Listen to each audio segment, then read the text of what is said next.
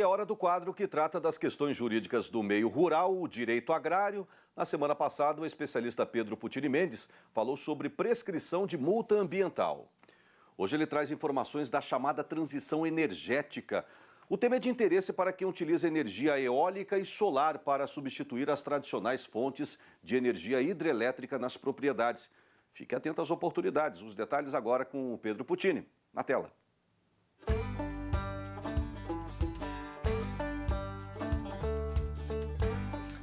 Saudações! Estamos vendo aí muitas boas oportunidades com a ampliação desse mercado chamado de energias renováveis, e até para o produtor rural tem muitas áreas disponíveis para poder conciliar as suas atividades produtivas, os seus projetos agropecuários com a geração de energias renováveis, o que demonstra também um belíssimo exemplo de sustentabilidade, No nosso Mato Grosso do Sul, em 18 hectares de uma determinada área, lá foram instalados 18 mil painéis fotovoltaicos e foi inaugurada uma chamada Cidade Solar no município de Jaraguari, com apoio de empreendedores, do governo estadual, instituições financeiras financiadoras, num projeto com a capacidade de gerar mais de 6 megawatts ano de energia limpa. Então, o que equivale ao consumo aí de mais de 7.200 casas populares no ano, e a potencialidade de atender 122 clientes em todo o estado, principalmente micro e pequenas empresas. Então, veja só que interessante, Também tem um exemplo em Jataí, no interior de Goiás, já passou aqui pelo canal rural, Um bom exemplo de uma fazenda que possuía um consumo de energia aproximadamente de R$250 mil por ano com irrigação, secadores, ar-condicionado, enfim, que em 2016 implementou uma mini usina fotovoltaica de 1.152 placas solares com a capacidade de produção de 305 kW e uma recuperação de investimento esperada para 2 anos. Então são exemplos muito interessantes. E em 15 de julho desse ano, tem a notícia do primeiro pivô de irrigação movida a energia solar do mundo, no Brasil, em Perdizes, Minas Gerais, com a instalação também de uma usina fotovoltaica exclusivamente com uma potência capaz de movimentar esse pivô, que irriga 96 hectares, uma média de 6 a 8 horas por dia. Veja só então, Portanto, é tempo de progresso econômico, desenvolvimento sustentável, boas oportunidades para o agronegócio, gerando essa movimentação, aí, inclusive agregando valor imobiliário para a propriedade rural, com aumento do preço de terras nessas regiões que já são valorizadas e aquelas que são pouco valorizadas.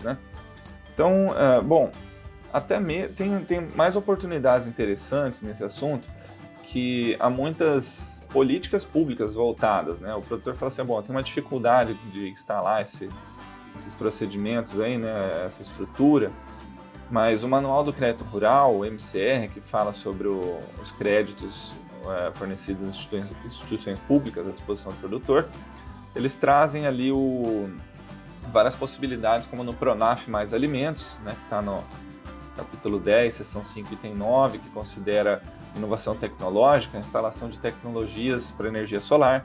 Também tem o Pronaf Agroindústria, da mesma forma traz ali uma possibilidade de crédito para esse tipo de projeto, o Pronaf Bioeconomia, o Inovagro, que também fornece linhas de crédito para isso. Enfim, por isso que nós recomendamos hoje uma atenção, não só a despertar o interesse quanto a essas possibilidades de projetos sustentáveis, mas também a atenção aos contratos imobiliários nesse setor, para que traga segurança jurídica aos proprietários e às empresas que investem nesse ramo. Essas empresas, elas muitas vezes não adquirem a propriedade, mas apenas o uso para exploração da matriz energética, com a instalação dos geradores, enfim. Então não são necessariamente contratos agrários, como os arrendamentos, as parcerias, mas são contratos cíveis, que nós chamamos aqui os contratos de locação, ou também aqueles contratos que concedem o direito de superfície. Então esse é o detalhe, O direito de superfície ele é uma concessão atribuída pelo proprietário a outra pessoa, para construção e utilização durante determinado tempo, né, de forma gratuita ou mediante pagamento. Mas eu chamo a atenção que, da mesma forma que o arrendamento, o direito de superfície também gera ao superficiário, né, a preferência na aquisição do imóvel, no caso de venda, né, para que ele possa consolidar esse investimento, essa propriedade, né? Então, muita atenção. Na superfície, diferente do arrendamento, quando encerrada essa construção desse investimento, no caso a implantação de um sistema de captação de energia solar, eólica, enfim, a construção ela passa a ser parte da propriedade concedente, né, independente de indenização, a não ser que as partes convencionem de forma contrária, diferente do arrendamento, onde essa benfeitoria ela pode ser considerada uma benfeitoria útil ou necessária e, portanto, indenizável quando da saída do arrendatário. Veja só que situações interessantes, né?